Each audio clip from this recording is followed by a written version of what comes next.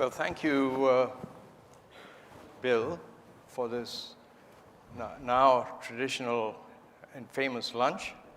And thank you, Noel, for that kind introduction.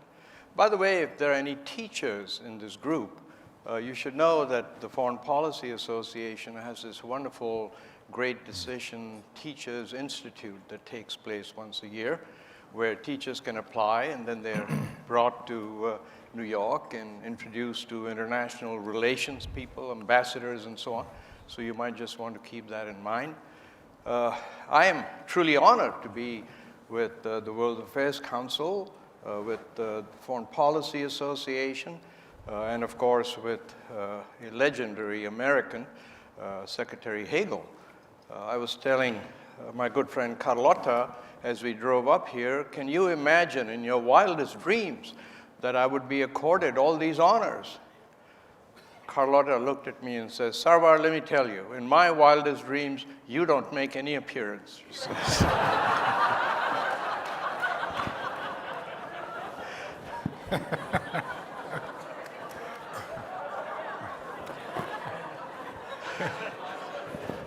How true.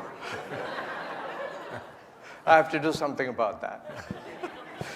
So, Secretary Hagel asked if I would just give you a few moments of a summary of my book, what it's about, which will then get me prepared for the cross-examination and questions that only a Secretary of Defense can ask. And I'm going to try and see if this map comes on our screen. Is it on? It's on, okay. So my book is about what is now referred to as the Belt and Road Initiative. And you can get a picture of what a monumental project this is that China has unleashed a few years ago. So China's plan is to invest over $1 trillion in creating an infrastructure that connects it to over 100 countries, from China through Central Asia, to Russia, to Europe, and then on into Africa. Right? So in this map, the blue line represents the maritime part of the Belt and Road Initiative, also called the New Silk Road, and then the green line represents the land connection. So at the end of a few decades, China expects to be connected to all of these countries, right? Building their roads, building their ports, building their tunnels, internet connectivity, airports, land ports. That's the plan. And I often compare it to the moonshot, the American moonshot, that President Kennedy announced America would land on the moon in a decade, right? I was in aerospace engineering school then. And all of us looked at one another and said, how in the world is that going to happen? There isn't the technology, there isn't the navigation, the materials, anything. How is this going to happen? But I believe now that Mr. Kennedy was setting a vision for the United States. The Soviet Union then had launched the Sputnik, the satellite, a Russian had circled the Earth, American rockets were blowing up on their launching pad. And Mr. Kennedy saw what was happening, set a vision, and by God, at the end of 10 years, the US landed someone on the moon, invented everything. And I believe that Xi Jinping, the president of China, is looking ahead to make China the most influential country in the world in a few decades. And he has set this path for his country, men and women, to make this happen. That's what I believe of the Belt and Road Initiative. And I've mentioned this to Secretary Hagel, that I believe also that China's following a three-part strategy. The first part was to get rich. The second part was to make its coastline as inviolable as it could from the American Navy, especially the nuclear-powered attack carriers. And the third part is to make it the most influential country in the world, which is this, Belt and Road Initiative. And let me see if I can advance this one more. Maybe I need to press it. And so here's just a picture of the Belt and Road Initiative and the investment around the world. And you'll see in the light blue, or the countries that are part of the Belt and Road Initiative, right? And I want to just show you one more picture, which is this. This is the new deployment as of this. The Pentagon, by the way, every year puts out a report for Congress on Chinese defensive capabilities and offensive capabilities. And this is from that report. So it shows where the Chinese bases and weaponry now is. And as you can see, they're mostly on the east and the south. The Pacific is on this side, and so that's where this is. And most naval experts now say that it would be very difficult for an American aircraft carrier group, which is how America projects its power, to get within 1,000 kilometers of the Chinese coast, right? So that's why I wanted to show that. I'll just take this back to the Belt and Road map, and we leave it there. And so, Secretary Hagel, what bothers me is that China is thinking all these decades ahead. They're thinking where they will be 30 years from now. You might know that in the last 25 years, China's raised 750 million people from abject poverty to lower middle class. Never happened in recorded history. 82% poverty rate is now about 3%, and they intend to hit that 3% over the next 10 or 12 years. So I think about where they are versus where the United States is, and wonder why the United States is not engaging even more, why the United States doesn't have a grand strategy. And it's not that America is going to disappear as China becomes the richest country in the world. We are much too big. Our markets are too large, right? We're very influential. Technology, universities. But where is that vision? Where is that look forward, which I think is badly needed? So that's kind of a summary of my book, and please feel free. Noel kindly said, buy a copy. I'd like to change it and say, buy 3 copies. But, you know, and let me just stop there, Secretary Hagel, and see if I may turn it over to you. Sarwar, thank you, and thanks to the World Affairs Councils who are represented here. I have always believed the World Affairs Councils are essential institutions in communities because you provide information, dialogue, opportunities to help educate, inform, and discuss the big issues of the world which affect the United States every day and are affecting us more and more, and certainly will the future. So thank you all for what you do. I mean, it's important, and I've spoken to a number of your organizations around the country, and every time I speak to one of them, no matter where it is, I'm more impressed with the kind of activity you have and involvement by community leaders in your educational institutions. So thank you for having me. I'm here to support our famous author in any way I can. I've known Sarwar for 20 years. When I was in the Senate, I always was informed more after he came in to give me his take on whatever the issue was, and valued that very much and always appreciated those years of guidance and help that he gave me, as well as when I was Secretary of Defense. So it's a privilege to be here to help Sarwar. He's a struggling author, and if you can buy his book, that's he looks rather dashing, but he's very insecure, really. And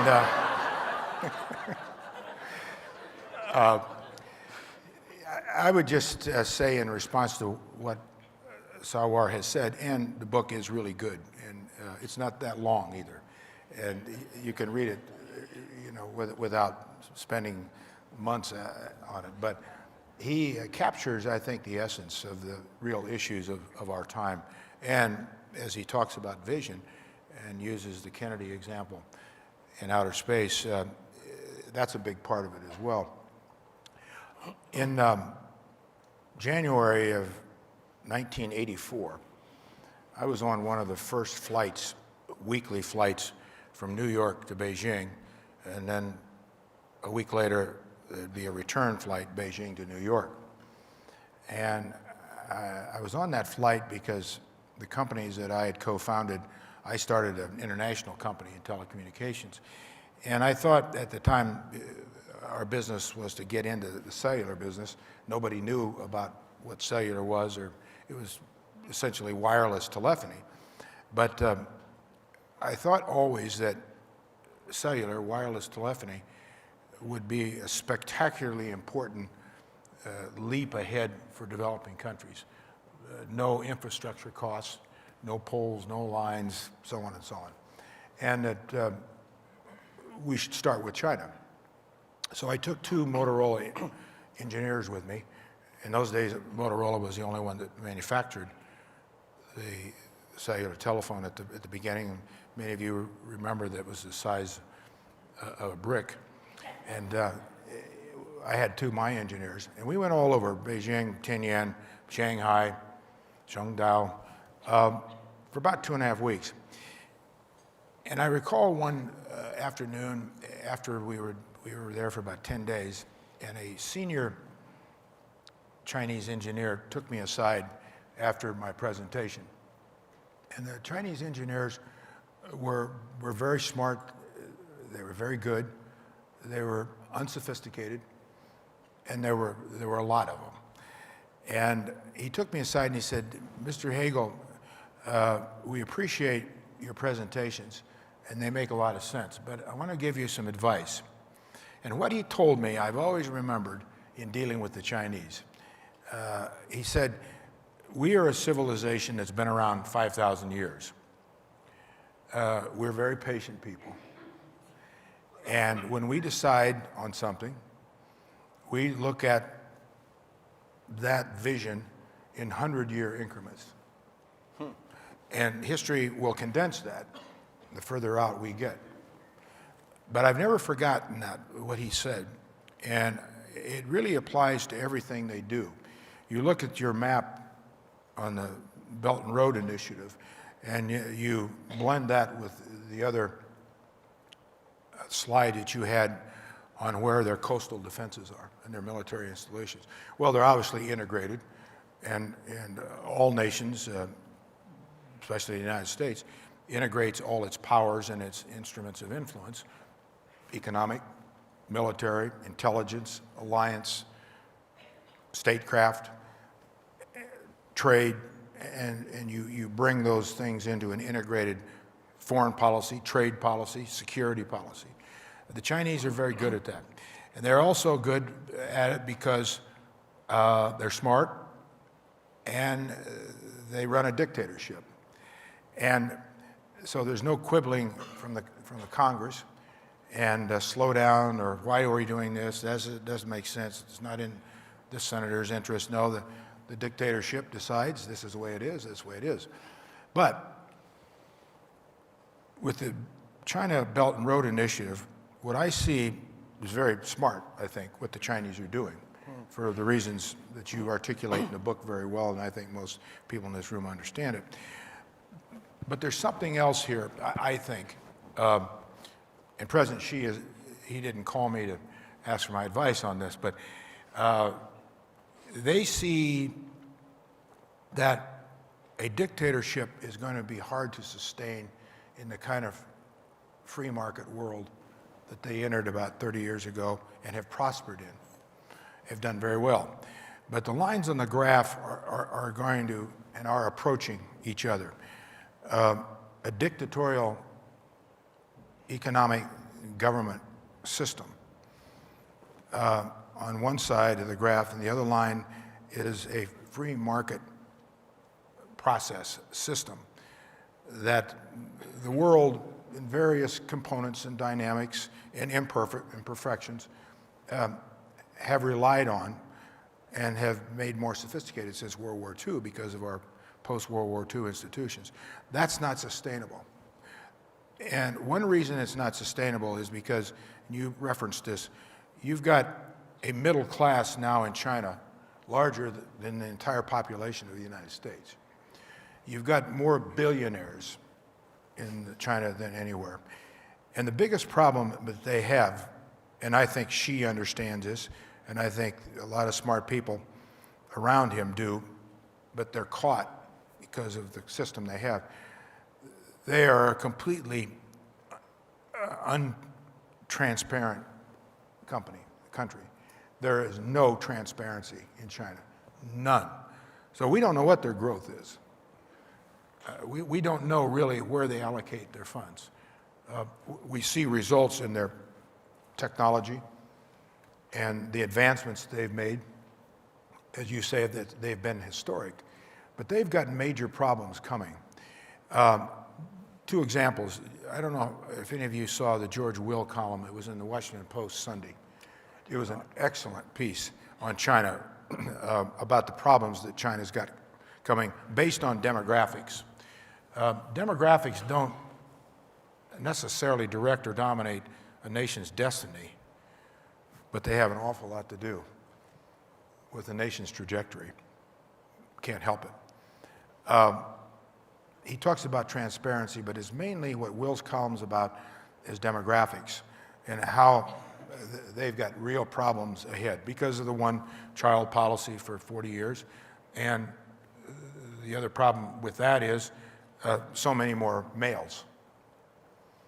And they're going to be top-heavy with senior citizens and not have, it's hard to believe this, but not have enough workers and productive people. And so China's got no choice but to reach out and do something like this. That isn't all bad, I don't think, for us. I don't think for the world, matter of fact. I'm supportive of that, and I think it's idiotic for this country to fight it.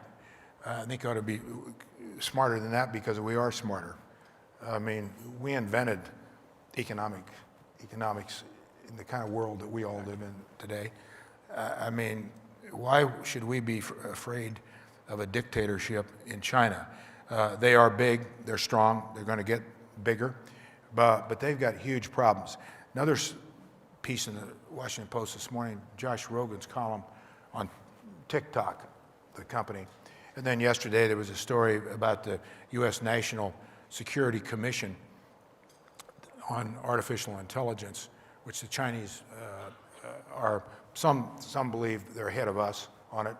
I don't believe that, but they're making tremendous advances like they are everywhere.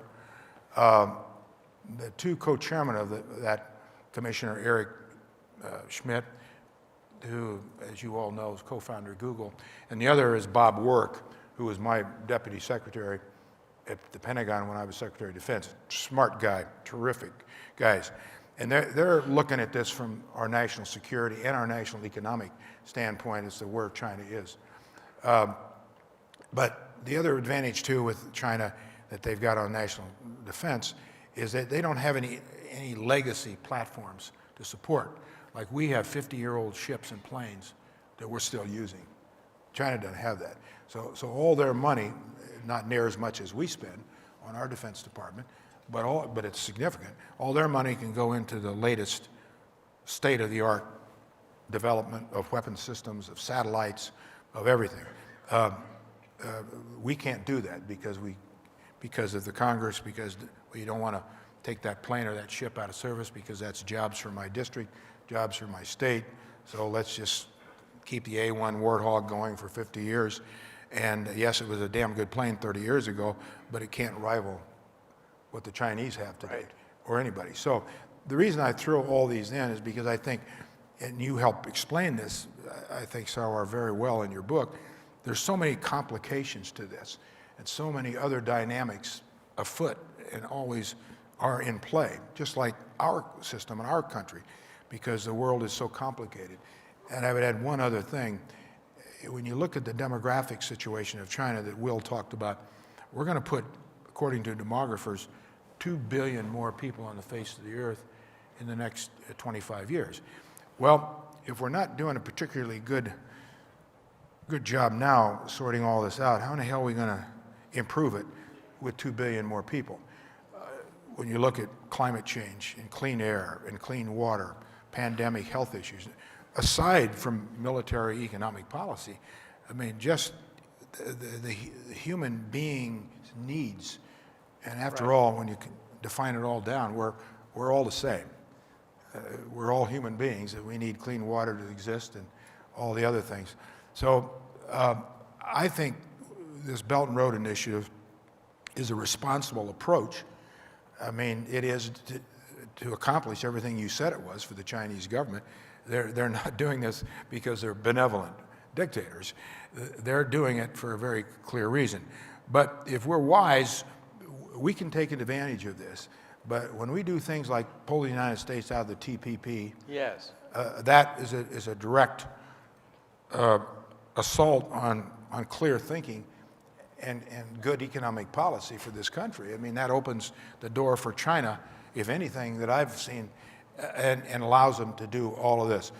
You continue to make decisions. The Kurds 2 weeks ago in Turkey, the United States' word is no good. You can't trust the United States. We have no confidence in the United States. I just came back from Europe, as I told Sarwar last week. I was in Europe for 2 weeks, in London and all over. London's probably the only place crazier than Washington, but it's always fun, though. It's interesting. Boy, we've really suffered a terrible setback, not just because of the Kurdish decision, but the last few years, the decisions we've been making. America first, you're all freeloaders, you can go alone. Why do we need NATO? Why do we need alliances? That is so dangerous to this country and plays right into the hands of the Chinese.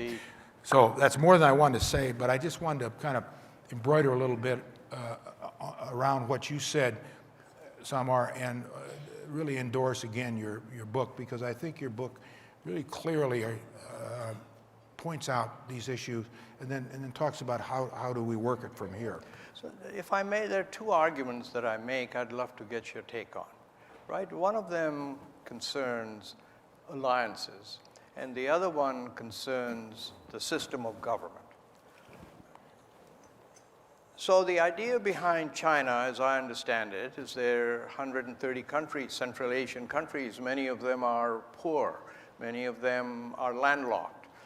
And so what the Chinese are saying is that, look, you'll get rich, we'll get rich, your standard of living will come up, right, to all of these countries. And we're starting to see some results of this. In the first 3 years of the Belt and Road Initiative, about $9 trillion worth of business has been done between China and the Belt and Road countries. Give you another startling statistic. 3 years, China's used more concrete in these projects than America has in the entirety of the 20th century. That's how massive this project is, right? So my question, Secretary Hagel, is this. So if you're a family living in one of the stans, Uzbekistan or whatever, and you don't have enough money to eat, you're poor, as are most of your country people, you can't take a vacation, send your children to college, and along comes someone and says, look would you want to trade this for a free press, for free elections?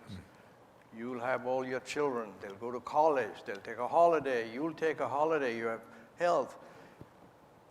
I submit it would be a very difficult question for people to resist, right? So that's one. And I know that since Bob Zelek's time, right, we've always said they'll become like us when they become rich. Well, they haven't so far. Maybe they will. Right? So that's one. Two, I wonder if the word alliances needs a little bit of fine-tuning, kind of an alliance 2.0, so that, let's say, half of these 130 countries become rich and see what China's done for them, right? Chances are they might become allies of China. We seem to think of alliances, maybe I'm wrong, as more a military situation. But here, if you have 60 countries that become allies of China, that changes the entire formula equation paradigm. And I wonder if you could help me in those two and just tell me what you think. Well, I agree with the premise, Sarwar, both of your points. Let's start with the second one first point. What's happened in the world, and it certainly happened here in the United States. I think the presidential election in 2016 was a direct result of it. We have seen the confidence and the trust in our institutions erode over the years. Confidence and trust in our leaders, that they're telling the truth, they're doing the right thing for all of us, for the country. Not that they're crooks, not that they're dictators, but we're seeing a disparity between the lower middle class and the rich. I mean, I work a lot with Gallup, all those numbers, but polls, you're seeing more and more disparity in this country, and it's widening. And social media has really segmented the United States. I mean, you lock into certain social media platforms, all the networks, radio talk shows, you kind of fasten on to whoever your person is or whatever. It's not thinking. Well, the institutions failed me. I'm not doing as well. The other guy's getting richer. And we see that here in the United States. I mean, our politics is so polarized today, and I think that was the beginning with it. I've never thought that Trump was the cause of anything. I thought he was, and always have thought he's the consequence. The consequence. Right. Now, what he's done the last 3 years, he's built on all that, in that polarization. Yes. And he continues to do that. We've never seen a president do that before. But then you look at China and what China's doing. And your point about why do you need a free press, China says to Tanzania and Indonesia and these other countries and some of these other frivolous libertarian democratic values. What do they mean? They don't feed your families, do they? Well, no, they don't. Well, we've got a better answer. And they're very smart how they do this. For years and years and years, when I would go to countries, when I was on the Senate Foreign Relations Committee, not so much as Secretary of Defense, because when you go into Secretary of Defense, you can't get out and see anything. I mean, they've got you locked down. But as a senator, you can. And when I'd go to these countries, I'd see a new hospital or a new soccer stadium or a new road. I'd say, where'd that come from? In these poor countries. Oh, our friends, the Chinese, built it for us. Oh, did they? Yeah, the Chinese are our friends because they don't have military here. They haven't asked us for any military help. We're not at war with the Chinese, and so on and so on. But what they didn't tell you, because they didn't know, the Chinese were in the back rooms with their leaders, locking up 50-year bauxite contracts and mineral contracts, and really screwing the country. Well, nobody sees that out front. They build a new soccer stadium. They're our friends. There's no military, right, like the U.S. So they've played this very smartly, in the Chinese. That doesn't mean we can't compete with that. We can compete with that. But it takes alliances. I think we need alliances more than we've ever needed alliances, and that's a big statement when we consider World War II. But, you know, I read, and this will be my last point, the other day I just finished the second reading of Dean Acheson's book, President of Creation. What a great book. It's a tremendous book. I had read it years before, but, you know, after having more experience as a senator, Secretary of Defense, and I was chairman of President Obama's Intelligence Advisory Board and did these other jobs, it meant a lot more to me. And it's really an incredible book to read because it tells the story of how the world order was built 10 years after World War II. And it was not easy.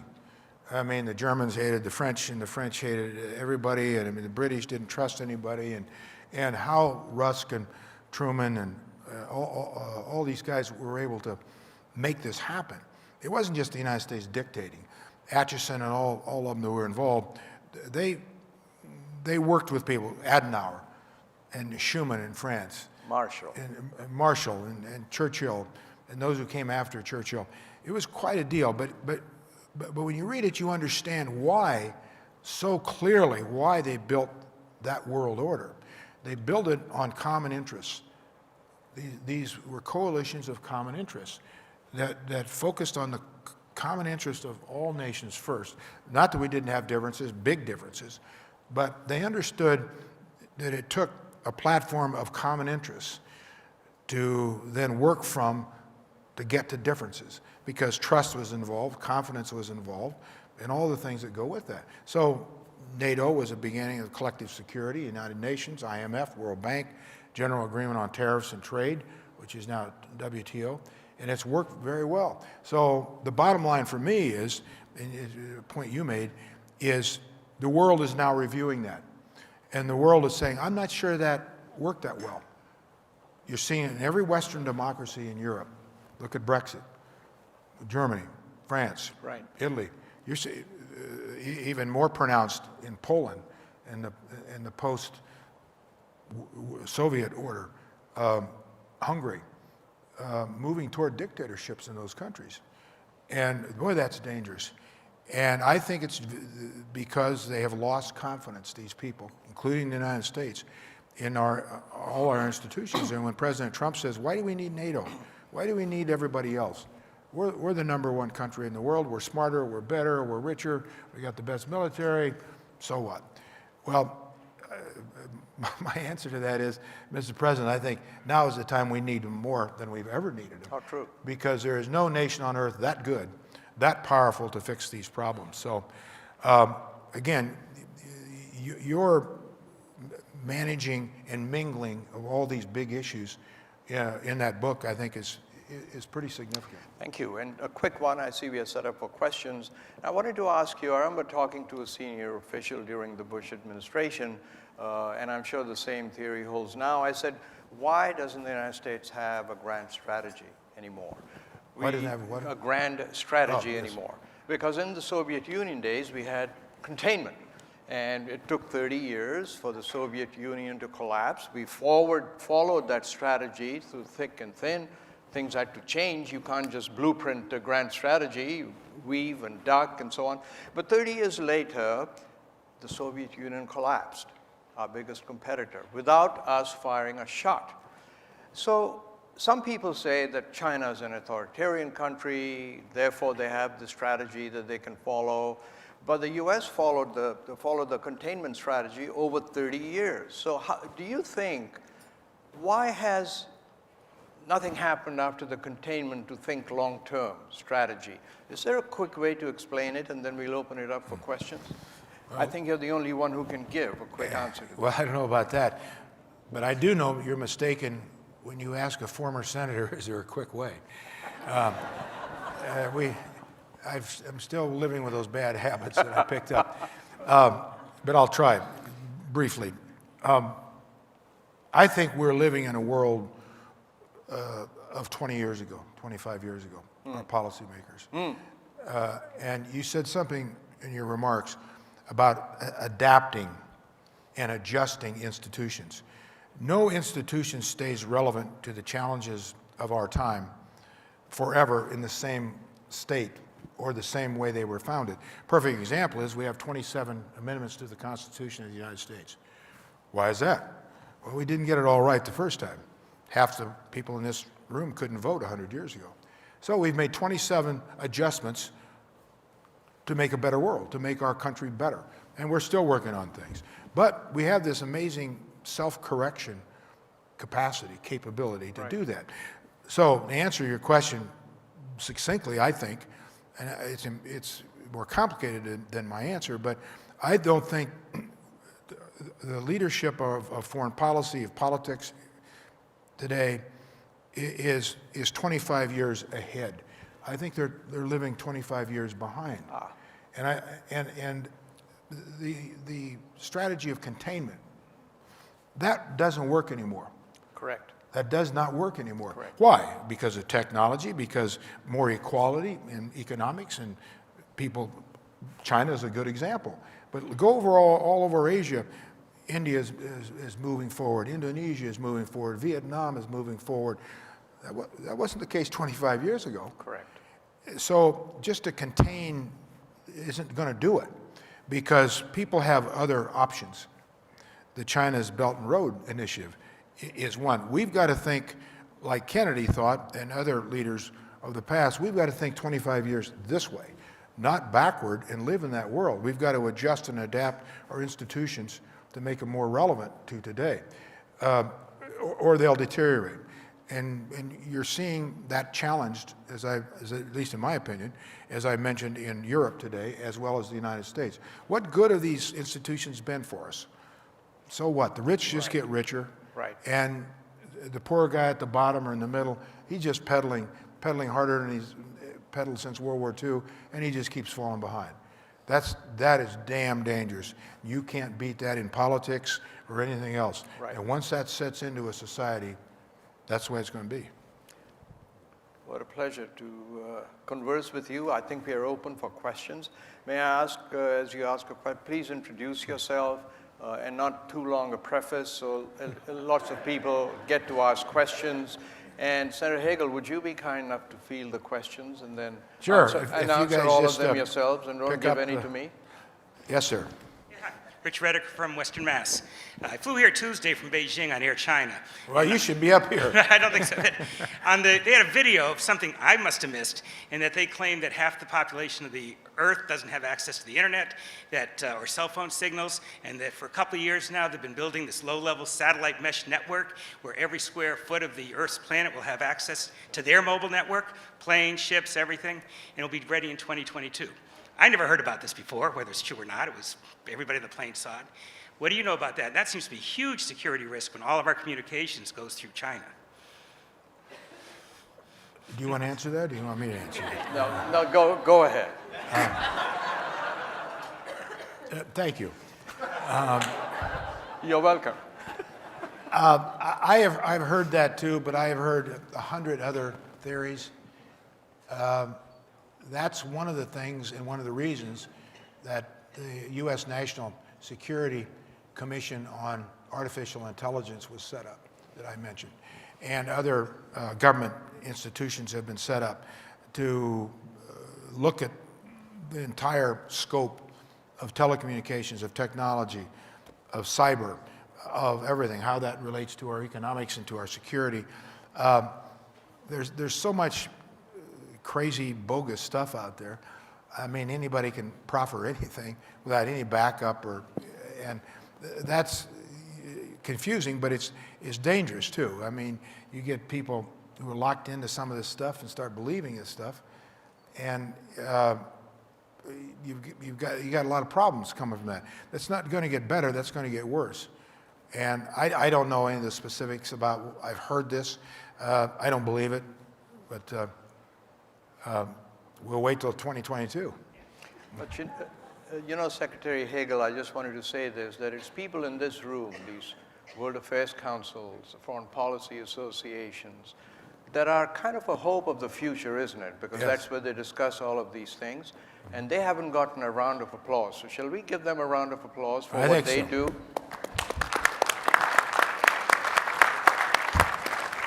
Please. And they're a good-looking group. They certainly are. Well, I Yes. don't know about that. But I'm Steve Lackey from the Pittsburgh chapter. And Senator, I have a question relating to Hong Kong.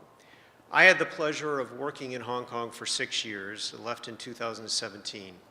And what you're seeing today in Hong Kong reflects a number of different issues. It's not only just China, but certainly the increasing influence of the Chinese system onto Hong Kong is a paramount concern. We've seen marches of over 2 million people, peaceful marches. More recently, though, it's been more of a violent confrontation between a core group and the police. What do you think should be the role of the United States in this issue, and what do you think that China is, how is China going to handle this situation? In my mind, I think they're perplexed. They don't really know what action to take. But I look forward to your comments. Yeah. Well, I'll give you an answer, and then Cash may want to answer this too, since your book is about China. Yeah, but you don't have to turn it over to me. You can take all of them. No, I think they want to hear from you in order to decide whether they're going to buy that damn book or not.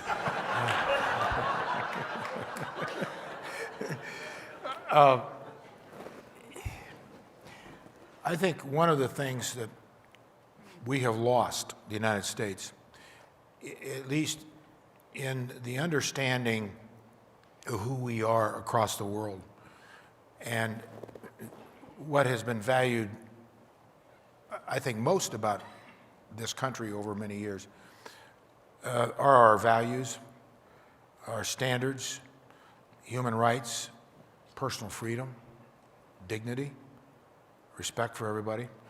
And when you ask the question, essentially, what should be our policy regarding Hong Kong, I think everything we do, say, every policy we have, has to be grounded in and incorporate those values. I mean, I know every country is different. Many countries are not anywhere near like us, so does that mean we don't trade with them or we don't deal with them? No, no. But those countries have got to know. But more important than the leadership in those countries, the people of the countries. That there is a country in the world that does care about people and values and standards and respect and dignity and so on. On Hong Kong, I mean, we're somewhat limited as to how far we can go and what we can do there. I mean, that is not our territory, and you know all the rest. But I think it's still very important that this President of the United States, like President of the United States should do, in conversations with Xi, and make it very clear through our State Department, through our Secretary of State, that the people of Hong Kong have issues that need to be recognized, and they are values issues, and that's what we believe. And I think those issues should be laid out there and should be articulated. And every time President Trump says something to President Xi, I think those things ought to be talked about. Not just he's my friend or we have love letter exchanges or whatever it is. I mean, the North Korean dictator is probably the craziest, most brutal dictator in the world. I mean, I know he's got competition, but he's probably right at the top, the most closed society. To have a president of the United States talk about our grand friendship and how we love each other, and he gets love letters from him and so on, it's insane. And so the poor people across the world, they see this, the one nation and the one leader that ought to be espousing something totally different to give them some kind of hope, isn't doing it. So, I mean, that's my answer to it. And we've got to be careful with Hong Kong. We can't interfere in that. So, I totally agree with what Senator Hagel has, Secretary Hagel has said. I'll simply add another dimension to it, and that was the last part of your question as to China's confusion as to how to act. Hong Kong used to be the outlet in that part of the world, right? It had biggest ports, most efficient ports. Today there are 4 ports in China that are larger than Hong Kong. Hong Kong used to be the place where investment in China flowed from, where most of the IPOs were done. Probably, Secretary, when you went there, Hong Kong played a big role in all this. Today, that's shifting to Shanghai and to Beijing and to other cities. So if you ask me what should China do, which is a really pompous thing for me to even imagine, try to answer, I would really say do nothing. Because these people are going to make it so horrible to do business in China, which is the shining light, that it'll collapse on its own. So if I was China, I'd just stay put. Thank you. My name is Michael D. I was the inaugural first CFO of the Asian Infrastructure Investment Bank. Oh, wow. This was the $100 billion development bank that China set up with 57 countries, now over 90. I think it's interesting just to tell people the U.S. tried to kill it. The U.S. didn't want to go in it. I think you recognize that in your book. And what I'm interested in is whether you think the AIIB has lived up to its promise of what it tried to do. Because in setting it up, we took the standards of the World Bank and the Asian Development Bank, and with Jin Luchan, who I'm sure you know, we tried to exceed those standards and reduce control ultimately to a level which was below what the U.S. has at the World Bank to set a new standard of development bank. And I'm really interested, I know you're very involved in this subject matter, whether you believe that AIIB is living up to those goals that we set back in 2015 and 16 and 17 in setting up that bank. Thank you. Well, I'm really so pleased to meet someone that was part of setting up this Asia Infrastructure Investment Bank. Most of you know this, but this is a bank that was propelled by China, capitalized by China, because they felt there was a need for a bank to focus on Asian infrastructure without many of the strictures that the World Bank and the IMF puts on loans. And you very wisely, and I think China very wisely, decided to keep, I believe, 23% of the stock of the bank so that they would have veto power but not control. Right? And probably the best example that I can give you of how much it has succeeded is India. So as you can imagine, with China propelling its Belt and Road Initiative, it kind of encircles India, and India and China are big competitors. So India makes it a point to say, we will never be a part of the Belt and Road Initiative. But guess who has most projects funded by the Asia Infrastructure Investment Bank? It's India, right? So I think that's about the best testimony that I can give of how well you folks designed it. So you were part of the A team. Modi's right-hand man, who ran his energy policy, is the head of the investment strategy at AIIB, which is good for India and also good for China. Fantastic. It was so well done. And I applaud your taste in books that you're carrying in your hand. It's good. It's good. Thank you, sir. Good. Hi, I'm Renee Lee from Dallas-Fort Worth. And you guys talked a lot about the importance of a grand strategy in responding to the Belt and Road. And we've actually seen a lot of alternate investment plans from, for example, India, the EU, and Japan. And even the US has invested a lot, like $113 million into a lot of Southeast Asian countries as a response. So where do you envision the success of these projects in the long term in competing with China? And what implications might that have on like geopolitical tensions or possibly even conflict? Well, I think the United States and the West have to respond to this as, in a way, what's the alternative? When we pulled out of the TPP, for example, and I talked to many of those Asian nations in Pacific, South America on the Pacific, all of their responses were the same. Now what happens? I mean, what are we supposed to do? You've given us no options, no alternatives. The Chinese went right into that open door on TPP when we abandoned it because there was no alternative. It's the same thing when you ask the question, what are we doing? Well, you can't force issues, you can't force policies, but it goes back to what Sarwar talked about earlier about grand strategies. I mean, surely we've got a lot of smart people in this business, and the government can command anybody because it's our government to help us. I mean, come on, we can't develop a grand strategy that gives alternatives to these countries? So we just, rather than try to do what we should be doing, what a government should be doing, what leaders should be doing, and why we have these different departments and agencies, we become lazy and just say, well, we're going to try and stop it. We'll be against it, that bank, for example, or the Asian bank, or the China's Belt and Road Initiative. That's the way we'll handle it. We'll just be against it, stop it. That's not an answer. That's not an alternative to those people. Comments that Sarwar made earlier about, you know, would you rather have a free press and some of these other liberties, or would you rather be able to feed your family and maybe have a future in your family? Well, I don't think you take too long to make that decision if you're these countries around the world. So we just are flat. We haven't shown leadership in the world. We've abandoned the world. We've abandoned our role in the world. We've abandoned leadership. And if the United States gets to the point, and I think this is where Trump wants to take us, where it's just too heavy a burden for America to lead the world, we're in a lot of trouble. Because the reality is, it's not too heavy a burden.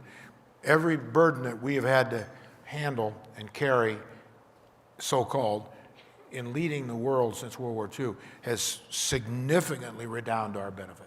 Significantly redounded our benefit. One last point on this, as former Secretary of Defense, we couldn't project the power we project around the world without our alliances with our allies, because countries wouldn't let us put troops there, have ports, harbors, runways, maintenance hangars, anything we want from our alliance partners. So we project power all over the world. If we didn't have those alliances, that's just one little thing. The world would look a lot different today, a lot different. You know, all I want to add is something my mother always taught me as I was growing up, that if you ever think you've become indispensable, put your hand in a bucket of water, and when you take it out, the hole you leave behind is how indispensable you are.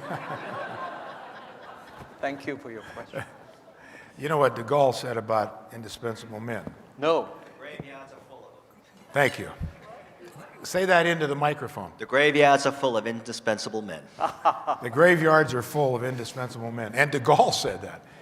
De Gaulle said that, yeah, right? of all people. All right, yes. So my name is David D. I'm from the Dallas chapter. I'm curious, obviously the Belt and Road Initiative weighs heavily on both of your thinking and on the thinking of many people watching events in Asia.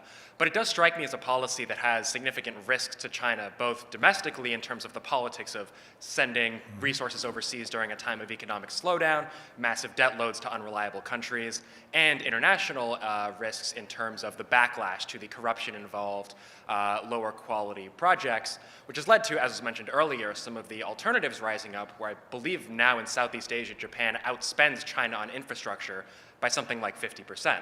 So I'm curious, to what extent do you see those challenges within the Belt and Road Initiative rising to the level of serious risks to China, and how can the US and its allies produce a high quality, high standard alternative in the same way Japan has done in Southeast Asia? I'll take the first crack and then you can follow up. I think you're right, by the way. The vulnerabilities and the cracks in that strategy, for some of the reasons I mentioned earlier in my comments, using the graph theory and so on, and the financing of it, corruption, we haven't even talked about corruption, endemic in China, corruption, no transparency, so we really don't know what they've got. But the risks of failure here, I think, are very significant. China is no 10-foot monster, and a lot of people have built China into that. Because when you start to analyze it, and I mentioned some of the pieces, I mentioned the George Will column, but there are a lot of very well-written, very informed pieces of analysis on China. They got a lot of problems coming, a lot. They got a lot now, but they got a lot more coming. So I think your take on this is correct about some of the cracks and vulnerabilities and problems they're going to have. I said earlier that you can't force these things. Even the United States can't force them. They've got to make sense, but you got to have a global strategy to present, and then from that, then you work it down into the next orbits of each of those minor strategies that fit into the overall global strategy. And that's when you start breaking it down into Asia-Pacific interests, infrastructure, whatever it is. You just can't put billions of dollars, slap it out there and say, okay, this is our answer. That won't work either. We know that through history. But again, I keep going back to the same theme. You've got to have thinkers. You've got to have leaders. You got to have people who have vision. You got to have all that. I know that may seem outdated to some people, or just political rhetoric, but it's not. I mean, it's the reality of great peoples, of great nations, of great companies, of anything that you do significantly. Each one of your World Affairs Councils start from some strategy. You've got to have leadership to implement. You got to have thinking. It's no different from starting a shoe company or whatever it is. So I think that's what we just don't have, what's missing. Thank you. And all I would add to this is when Deng Xiaoping came back from Singapore, China had just gone through the great leap forward and all the people, 100 millions who were killed and so on. And he talked, so the story goes, is that he talked to Lee Kuan Yew, the founder of Singapore, and he came back and the next morning went on television and radio, and he told the Chinese people, guess what? I'm paraphrasing. It's great to be rich. I'm going to open up the economy. And that's when this whole business started of China moving ahead with entrepreneurs and, so. But he told his people, he said, listen, when you cross the stream, I want you to remember this. I want you to feel the stones as you cross the stream. If you take a step forward and you find your foot gets cut, change your direction a bit. If it gets cut, change your direction. Don't forget you're going to the other side of the stream, but take those corrective actions. And I'm simply reflecting what Secretary Hagel said earlier about the United States having this corrective system built in. Well, I believe China now is trying its best to have that built in too. And you can go into some of the projects that you just mentioned, right, where they've taken a hit, the port in Sri Lanka, which now is back on track again and different auspices, and they're taking this corrective action. And all of it, to me, ties to having this long-term policy, because as was the policy of containment, it went on for 30 years, and it wasn't a blueprint, static blueprint that the United States could follow, right? There were things happening in Italy, things happening in Portugal. We had to take corrective action. But the basic idea was, don't worry about picking a war, because this is, in Senator McCain's favorite phrase, it's a bankrupt gas station, right? So they're going to collapse on their own. So that's what I'd say, that yes, they're making mistakes, but they're moving ahead, and they've got this corrective action built in, and we need to do that while we have time. Thank you very much. Yes, my name is Edward Martins. I'm with World Boston. In some ways, I build a little on his question. Back in the 50s and 60s, we backed some rather, let's just say, horrendous people in Latin America. I believe Eisenhower said he may be an SOB, but he's our SOB. You were talking about China going into these countries and making these backroom deals, and they have these 50-year contracts. We had a lot of backlash. That came back to bite us, our policy there.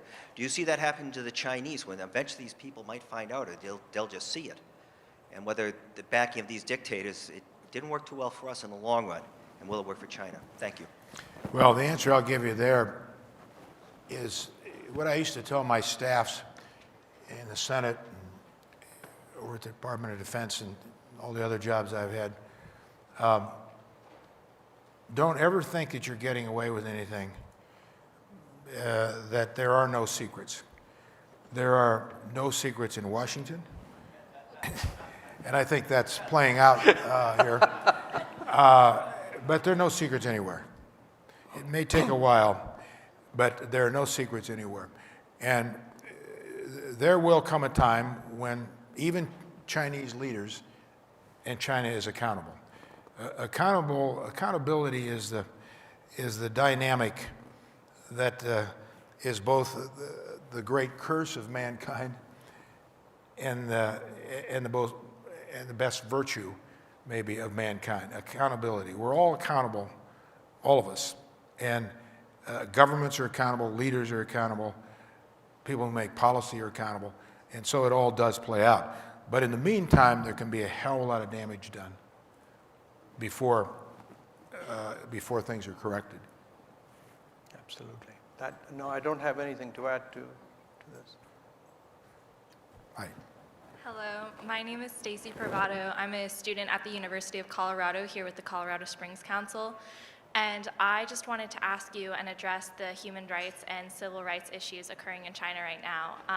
Earlier this year, China was accused of illegally detaining several million Muslims, and then in addition to what was addressed earlier, the Hong Kong protests that are becoming increasingly more violent with physical force.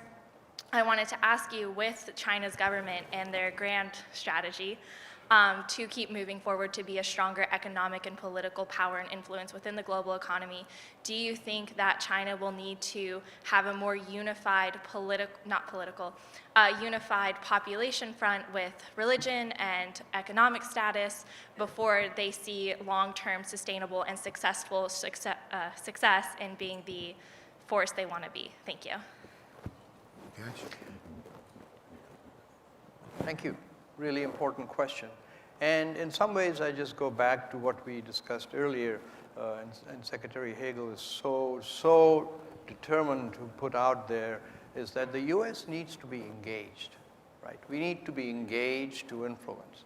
We need to be engaged to make a difference, right? I mean, I always make it a point to say when I lived in India, where I grew up, I wanted to come here because I thought I was an American before I came to this country, right? And why was that? It was because of what this country stood for, all of the advanced technology, all of the human rights issues. And that was because we were engaged. I got engaged through the United States Information Service, which doesn't exist anymore because we wiped it out, right? And so a lot of what you're saying is part of engagement. I mean, obviously they run their country, we can't run their country for them. And we can't say, hey, this is terrible, don't do it. The million Uyghurs that you talked about, it's awful what's happening to them, right? But how do we just get up in the middle of the night and say, hey, stop it. You can't do that because we are America. I'm ordering you to stop it, or send out a tweet saying stop. You know, it doesn't work that way. So let me just connect that back to engagement and how forward stepping we need to be with the world. Thank you. Thank you. Hi.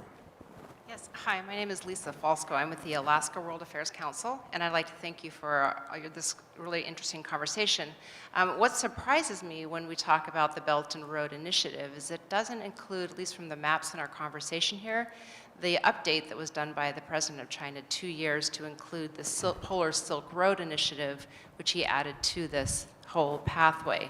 And we see that in Alaska coming very clearly. China's putting their influence on wanting to decrease times to ship to Europe by going over the Arctic. It cuts off 10 days in their travel instead of the Panama Canal.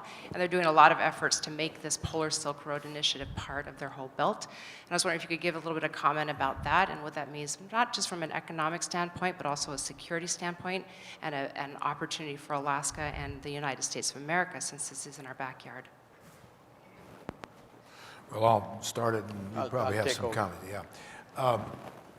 Well, from a strategic viewpoint, the 5 Arctic nations, which China is not one of. What's that? They call themselves the near Arctic. The near Arctic.